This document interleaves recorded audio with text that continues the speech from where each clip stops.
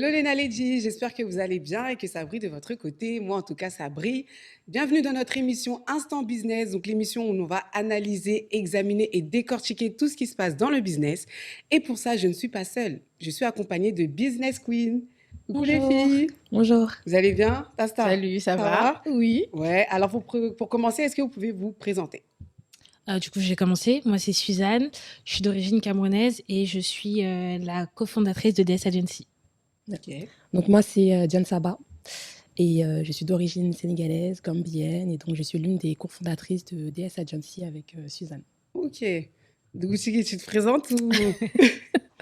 Tasta, à la tête de Tasta Dougou, qui est une agence de conseil en gestion et management d'entreprise. Ok, très bien. Alors les filles, le thème du jour, c'est le marketing d'influence. Est-ce que vous êtes prêtes? Oui. Ouais, ok. Alors ici, c'est l'instant business. C'est sans langue de bois, mais toujours dans le respect. Jingle.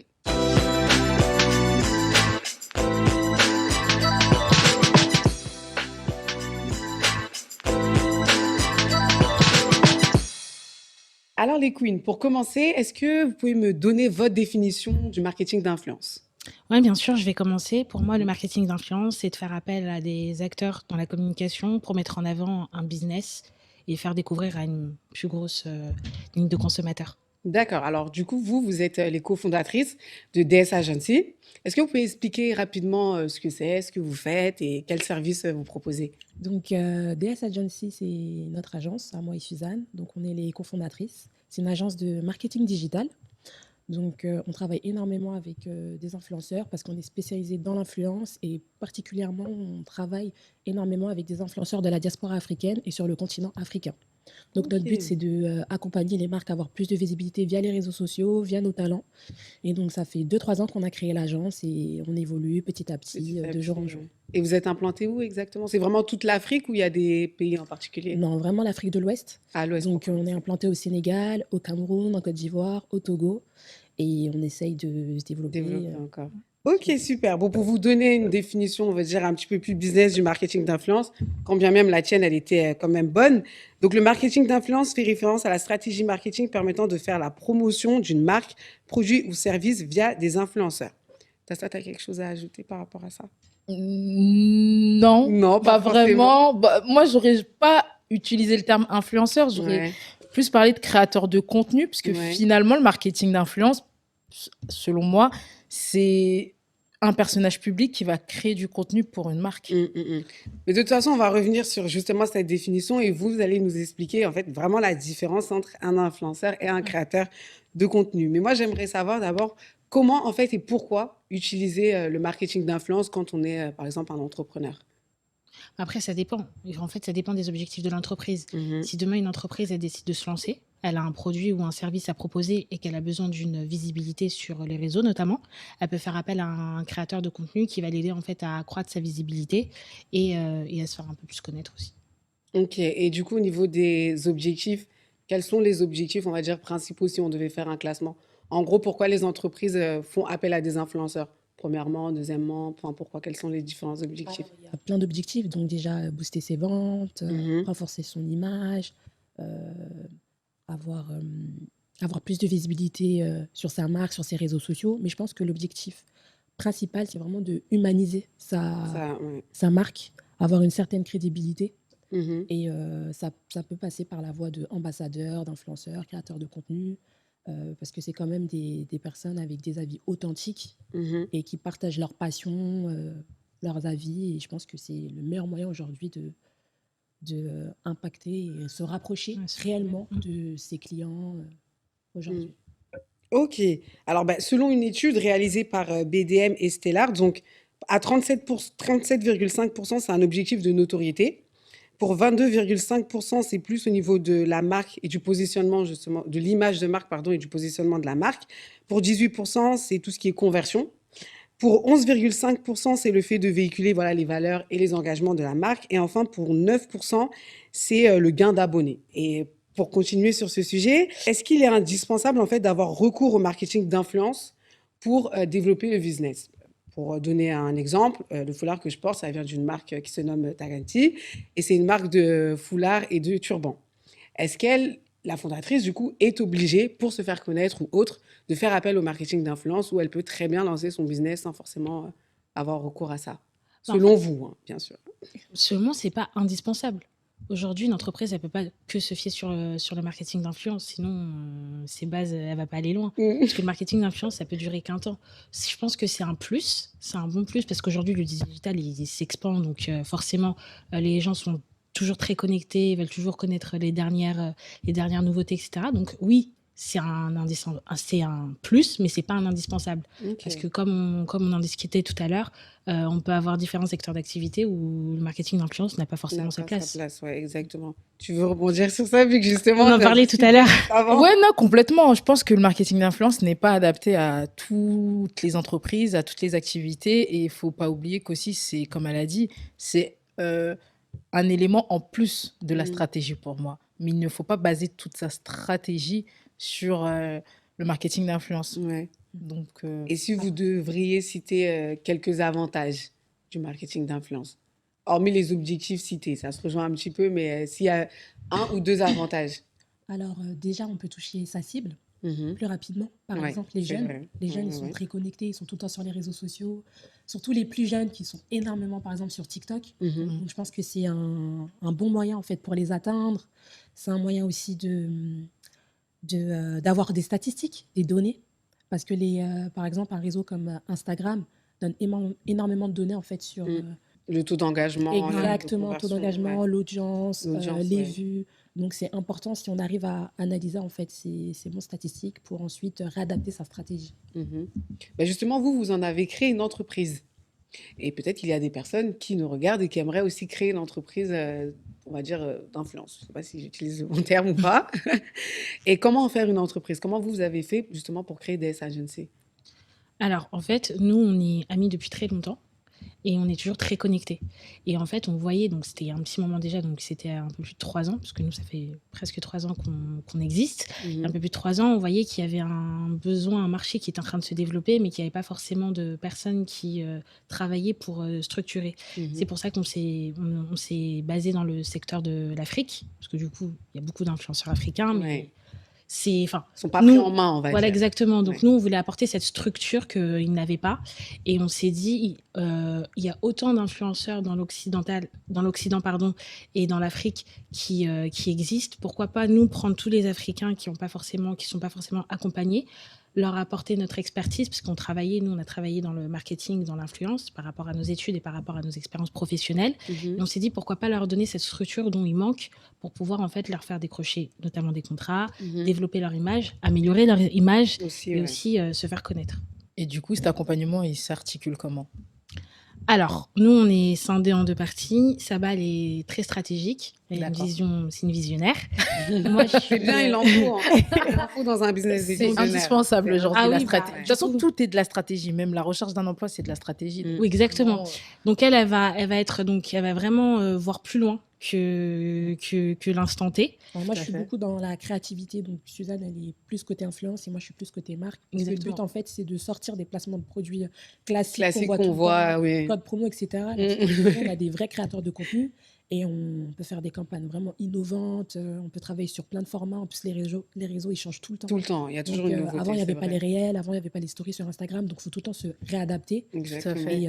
et avancer. Donc du toi, coup, tu cherches ça. Ouais. Non, vas-y. Et toi, Et moi, je suis plus dans le relationnel. dans le relationnel, voilà. Exactement. Ok. on fait tout ensemble, mais on Ok. fait quand même Chacun- des partages. Elle accompagne les créateurs de compte, enfin Ouais, les c'est ça. influenceurs. Moi, je suis plus en relation. On est tous en relation, mais moi, je suis plus en relation. D'accord. Elle va plus apporter la stratégie. Ouais. D'accord. Moi, je suis Donc, plus Et en moi, relation avec les marques. voilà. Et moi, je coordonne pour appliquer la stratégie. ok, d'accord. En fait, Donc, ça se rejoint. d'accord.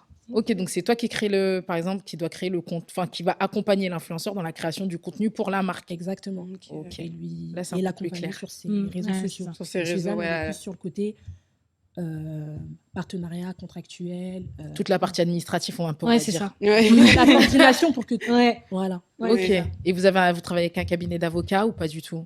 Non, on travaille pas avec un cabinet d'avocats.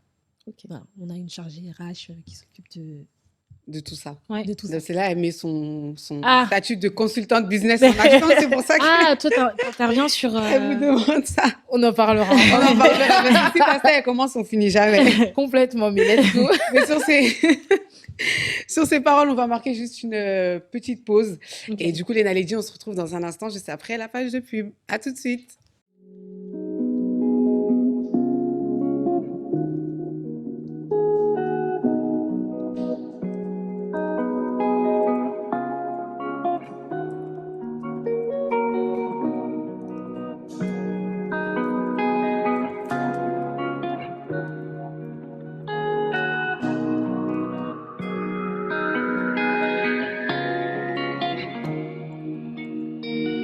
Naya, Naya, bandida, babe. Naya, Naya, Naya.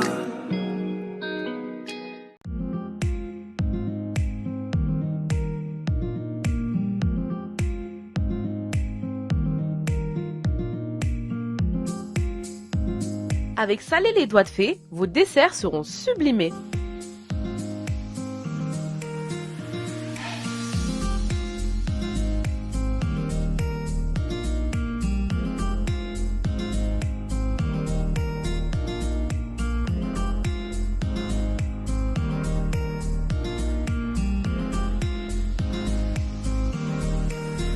Cupcake, layer cake ou encore drip cake.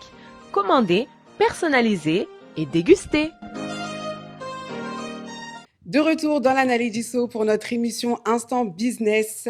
À ma gauche, Dougou Chigui, est-ce que ça va toujours? Oui, ça va toujours. Ok, les filles, ça va toujours aussi? Parfait, ouais. D'accord. Alors là, j'aimerais un peu plus rentrer dans le vif du sujet, et parler un peu plus des influenceurs, puisqu'il y a 61% des marketeurs qui ont du mal à identifier les bons influenceurs avec lesquels collaborer. Souvent, pour prendre l'exemple de Salé les doigts de fée, qui a fait ces magnifiques gâteaux dont tu as pu goûter, elle a déjà été démarchée par des influenceurs qui lui disaient « Ah, si tu me fais un gâteau, en gros, en échange, tu auras de la visibilité. » Bon, elle l'a jamais accepté parce que pour elle, entre guillemets, c'est un peu de l'arnaque et c'est trop facile. Donc, selon vous, comme vous êtes en plus experte dans ça, comment définir un bon influenceur et est-ce qu'il existe des outils pour analyser, par exemple, tout ce qui est taux d'engagement, etc. Alors oui, il y a plusieurs outils. Donc, il y a plein de sites internet, par exemple comme Hype Auditor, avoir le taux d'engagement et plus de statistiques qu'on en a en fait sur chaque réseau, parce que sur chaque réseau, on peut avoir des statistiques. Donc, le nombre de vues, vous avez le nombre d'abonnés, le nombre d'audiences, le sexe. Donc, il y a plein d'informations, mais je pense que c'est important aujourd'hui de vraiment analyser le profil et se poser les bonnes questions en se disant, est-ce que j'arrive à m'identifier à travers ce profil? Est-ce qu'elle dégage les valeurs et les principes de ma marque? Parce qu'aujourd'hui, il y a beaucoup de personnes qui s'arrêtent juste au nombre d'abonnés. Donc, on se dit, ah, elle a 100 000 abonnés, ça c'est bon, elle a une forte audience, elle va me faire des ventes, lorsque pas du tout. Il faut savoir si ses abonnés sont engagés, ce qu'ils aiment, si elle crée aussi du contenu intéressant, est-ce que les gens ils se reconnaissent à travers ce qu'elle dit? Donc voilà, c'est beaucoup plus pour bien sélectionner un Ouais, bon c'est pas créateur seulement de les contenu. abonnés, quoi. Exactement. Et c'est le pour nombre ça de que- j'aime sur les photos. Voilà, et c'est pour ça qu'il y Des a fois, en des... plus, c'est pas coordonné. C'est ça. Ok, bah, il y a une petite polémique en ce moment, c'est de faire la différence entre un influenceur et un créateur de contenu. Il y en a qui sont pas pour dire influenceur, du coup, ils se redirigent vers créateur de contenu. Est-ce que c'est différent? Est-ce que c'est la même chose? Et sinon, quel est le bon terme, en fait, à utiliser finalement? Bah, en fait, c'est vrai que maintenant, influenceur, c'est devenu péjoratif. C'est un mot qui est devenu péjoratif. Et donc, du coup, créateur de contenu, ça reflète plus aujourd'hui le métier dans le marketing d'influence. Parce qu'un influenceur, c'est une personne qui a gagné une communauté, pas forcément en ayant travaillé, qui en fait poste des photos sans toutefois les travailler. Donc voilà, je poste une photo, j'ai X nombre d'abonnés, X nombre de j'aime et je suis content, je suis considérée comme un influenceur. Un créateur de contenu, la différence, c'est qu'aujourd'hui, il travaille son contenu, il travaille ce qu'il poste, c'est des heures, des jours, des semaines de travail. En fait, ça va plus loin, il y a des objectifs derrière, c'est un métier en fait. Aujourd'hui, c'est devenu un métier. C'est pour ça qu'il faut vraiment faire la différence quand un influenceur aussi est beaucoup associé à la télé-réalité. Parce Mm. que la télé-réalité, voilà, ils ont gagné des abonnés en passant à la télé, donc il n'y a pas forcément eu de travail derrière. Mais un créateur de contenu, c'est quelqu'un qui pense son idée, parce que c'est un service en fait qu'il propose. Ouais. Il pense son idée, il la travaille et il la propose à son public. D'accord. C'est un contenu unique Unique, oui. Ouais, et ouais, authentique lorsqu'on peut être influenceur juste en étant célèbre. ouais. Ok. Exactement. Et bien sur ces paroles, on va passer à la rubrique les conseils de Dougou Chigui avec Yes. Tasta. C'est moi-même. Qu'est-ce que tu peux nous donner comme conseil en tant qu'entrepreneur sur le marketing d'influence? Alors, premier conseil que je donnerais à une entreprise avant de faire appel à du marketing d'influence, ce serait déjà de bien connaître sa cible. Parce qu'une entreprise qui ne connaît pas sa cible ne va pas savoir, enfin, ne pourra pas aller bien choisir son créateur de contenu ou influenceur pour la simple et bonne raison, parce qu'il ne saura pas si l'influenceur a la même cible que lui. Donc ça, c'est indispensable de bien connaître sa cible, du coup, son avatar client ou ce qu'on appelle aussi persona. Et la deuxième des choses, c'est pour moi, quand on contacte un influenceur, il y a un certain nombre d'éléments que l'influenceur doit fournir à l'entreprise avant que l'entreprise s'engage avec elle. Mais l'entreprise aussi a un travail de recherche aussi à faire de son côté.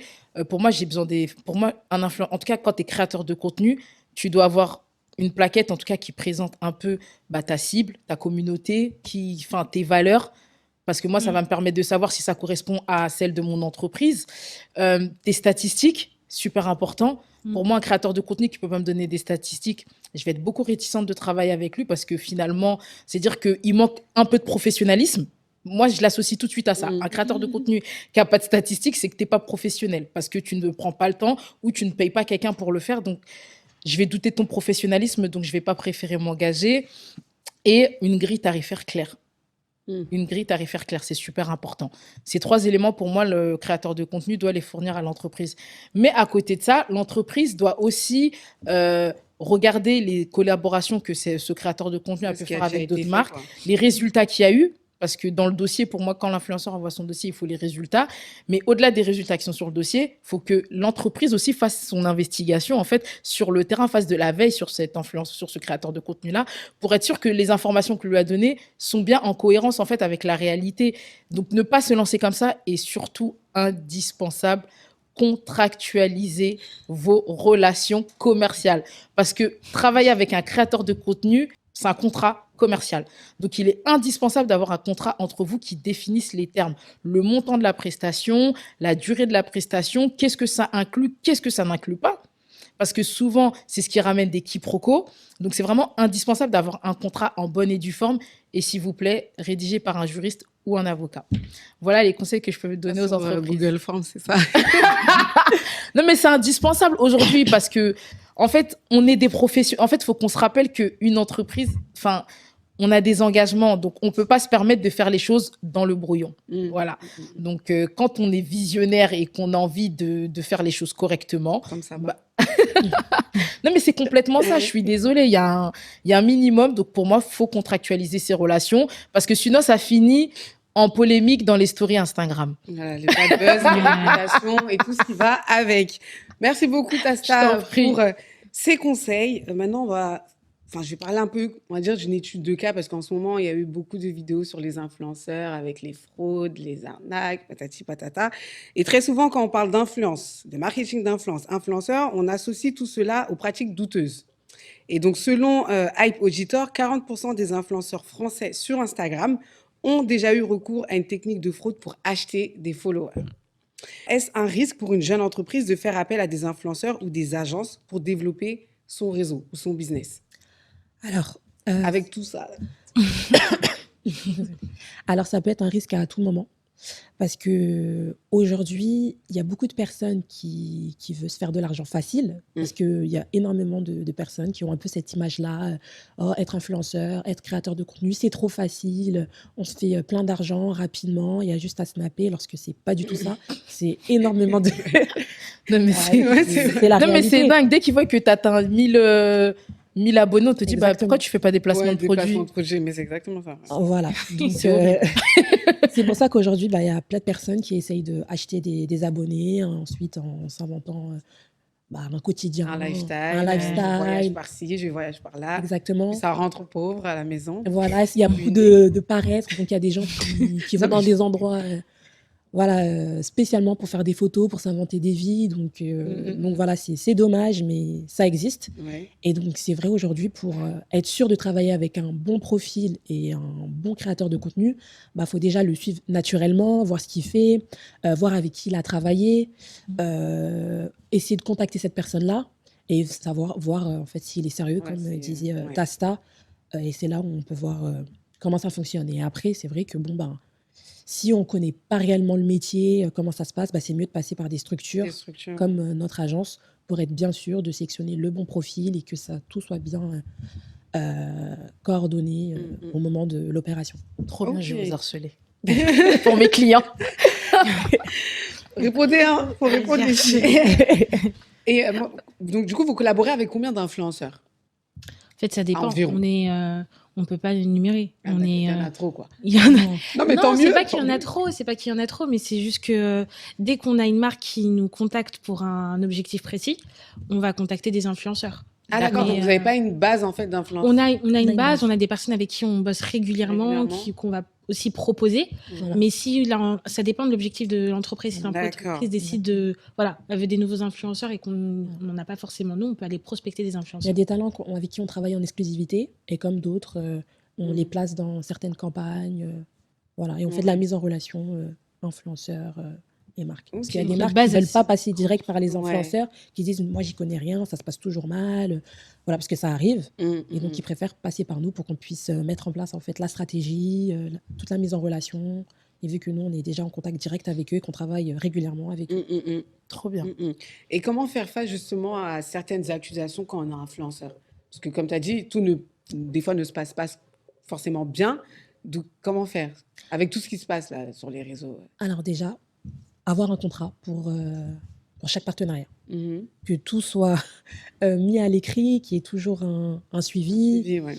de peut-être même de valider le contenu en amont. je pense. C'est très important. Nous, en tout Avant cas, de c'est comme ça. publier. Avant de publier. D'accord. Comme ça, on est Ok. sûr qu'on est bien sur la même longueur d'onde et que tout a été validé. C'est important en fait d'avoir des validations et des suivis parce que sinon, si on envoie juste son produit et tu fais une story, c'est la surprise le jour même. Donc voilà, il y a des gens qui aiment bien ça, l'expérience en direct, Ouais. etc. Mais voilà, ça dépend Vaut mieux de en fait, tout l'objectif. vraiment préparer en amont et après Bah, faire je pense des que c'est toujours bonnes mieux, tu repars publications. rassuré, tu sais que la personne va poster à telle date, vous l'avez Ouais. convenu ensemble, tu sais quel type de contenu elle va poster, Mhm. et donc au moins tu sais que voilà, on a fait tout, on a mis tout en place pour que ça puisse fonctionner, Mhm. donc non, il n'y a pas de problème. Après, c'est Normalement. pas du préfabriqué. Donc en gros, par exemple, si un créateur de contenu reçoit des produits, il va bien tester les produits en amont. les Oui, pour de tester. vrai, du coup. Pas pour de... Exactement. Je voulais poser cette question Voilà. parce que... Et par la suite, si c'est On bon, boit de l'eau ou de Non, thé. non, c'est Voilà. pas ça. Non, Justement, c'est- nous on se bat voilà. contre ça. Voilà, moi j'allais poser la question parce que c'est vrai que on voit souvent les créateurs de contenu nous faire c'est du unboxing, ça Ouais, s'appelle, unboxing, ouvrir leur carton et tout, mais qu'est-ce qui me garantit que donc du En coup, gros, t'as bien aimé la matière. ouais, parce qu'en le plus quand vêtement c'est et du tout. cosmétique, il faut au moins 2-3 mois pour voir des résultats. Donc tu sais comment tu peux te donner un avis objectif finalement. après, ça dépend de la personne. Il y a des personnes qui le disent directement. Ah, ça donne envie, je vais tester, je vous en parle d'ici quelques semaines. Ou pour l'instant, ça se passe bien. Donc en fait, voilà, tout dépend en fait de la démarche, comment la personne elle s'exprime, comment elle le dit. D'accord. Donc je pense que ça, c'est du cas par cas. Mhm. Mais après, voilà, nous aussi, on accompagne aussi nos marques. Et le but, c'est pas faire des partenariats pour faire des partenariats. Donc, moi, voilà, quand je parle avec une marque et je sais que, par exemple, le site internet, c'est pas trop ça ou que la page, elle va pas bien, je lui dis, non, en fait, ça sert à rien de faire de l'influence. Ouais, Faut d'abord vaut mieux travailler en retravailler amont, tout, en ouais. interne, sa stratégie, son identité, bien. Et au moment où tout est OK, là, on peut mettre en place une campagne d'influence pour booster ton projet. Mais ça sert à rien de le booster, de faire de l'influence. Parce que tout le monde en fait. Ouais. Quand les gens vont atterrir sur la page ou sur le site, ça va pas donner envie d'aller jusqu'au panier d'achat. Donc c'est pour ça ensuite on revient toujours à la même question. Ah mais ça m'a pas fait de vente, ça n'a pas fonctionné, ça n'a pas marché. Mais il faut pas tout de suite viser le créateur de contenu. Il faut aussi se remettre en question et se dire voir, est-ce que mon produit donne envie. Donc c'est important de se poser cette question-là et surtout ne pas oublier qu'un créateur de contenu n'est pas un vendeur. Ouais. Ouais, Voilà. On ça. peut mettre plus fort. Ouais, Mais ça, c'est les marques, elles ont tendance à l'oublier. Hein. oui. Elles ont Voilà. tendance à Ouais, l'oublier. ouais, Elles se disent qu'à partir du moment où elles font appel à un influenceur ou à un créateur de contenu, oui. ça veut dire qu'il y aura forcément des ventes. Mais non. Non, il se peut que. Mais surtout On qu'il y en se a, le c'est dit pas des souvent, Et c'est sur le long terme convertissements. aussi, il me semble. Ouais, C'est souvent sur le long terme, ou alors Peut-être ça pas peut tout être de en suite, one shot, mais je ouais. le dis souvent avec Sabah, on peut voir une pub passer à la télé, mais ça signifie pas Pas qu'on qu'on va va acheter en acheter fait. maintenant. Non, mais c'est Donc, vrai, la pub Nespresso de Georges Clooney, je l'ai vu pendant combien d'années, mais Je suis entre jamais la allée. première fois où je l'ai vu et Et le moment où j'ai acheté une machine à café Nespresso, il y a enfin, eu un voilà. laps de temps quand même. Quand donc, même, mais ouais. c'est vrai que parce que c'est Georges Clooney, il est sexy, il dit What else que j'ai acheté une machine Nespresso.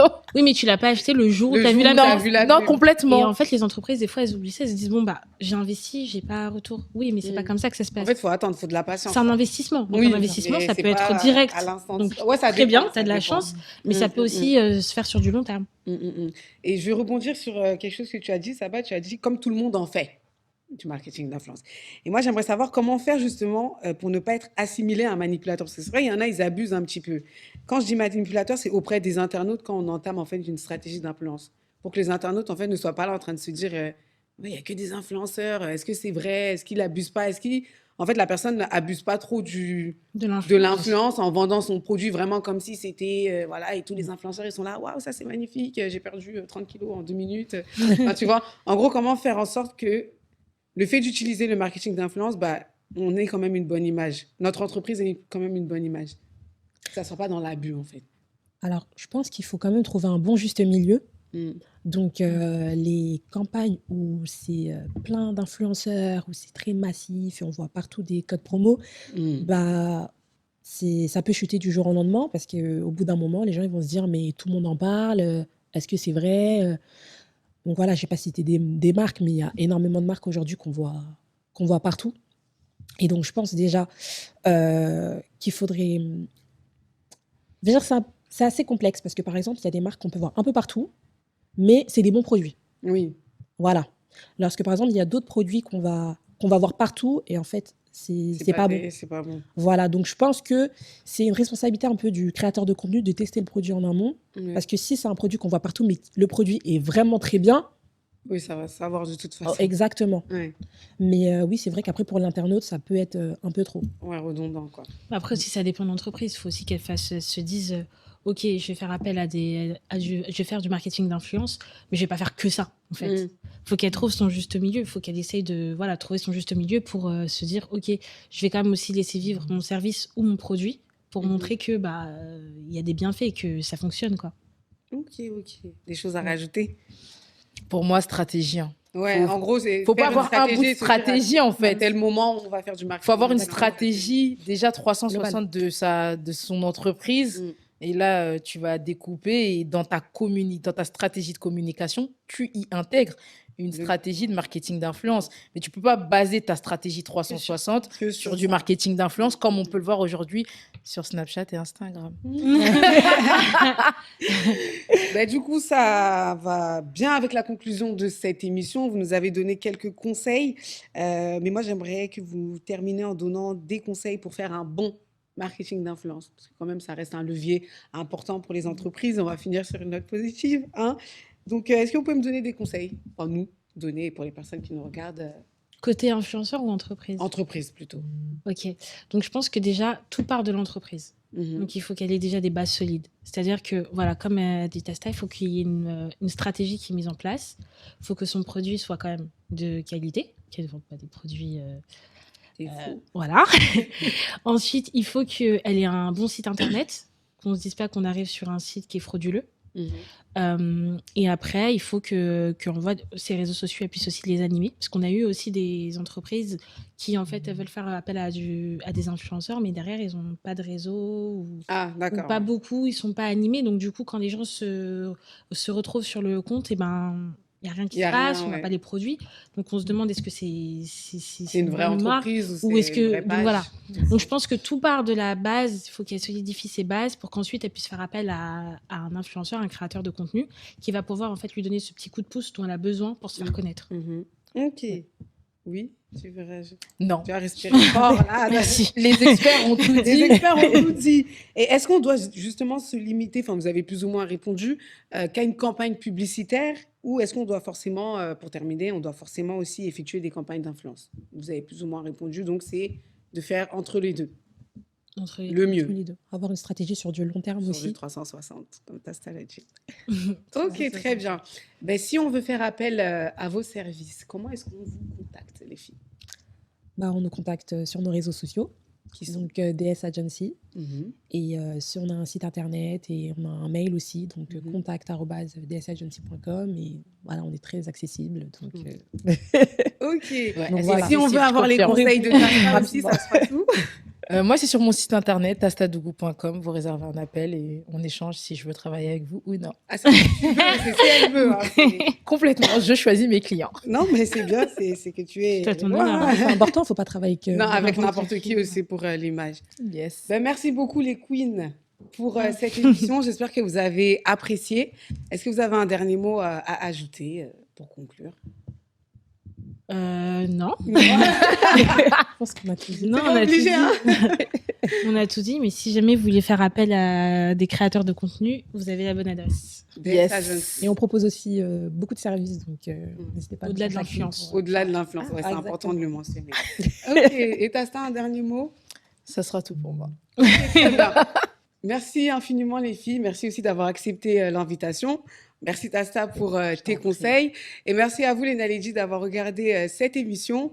N'hésitez pas à nous suivre sur nos différents réseaux sociaux qui vont s'afficher ci-dessous.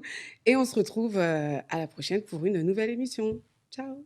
Carton plein pour le premier épisode de notre émission Instant Business.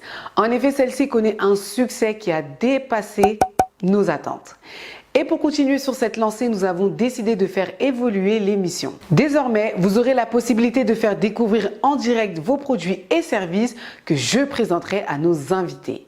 Il y aura également une rubrique propre à vous nommée Instant Pitch pour laquelle vous pourrez venir présenter votre business. Enfin, votre spot publicitaire est prêt? Venez le diffuser au mieux sur notre émission, mais si ce n'est pas le cas, pas de panique, on s'occupe de tout. Alors si vous avez envie de faire briller votre business et avoir plus de renseignements, contactez-nous.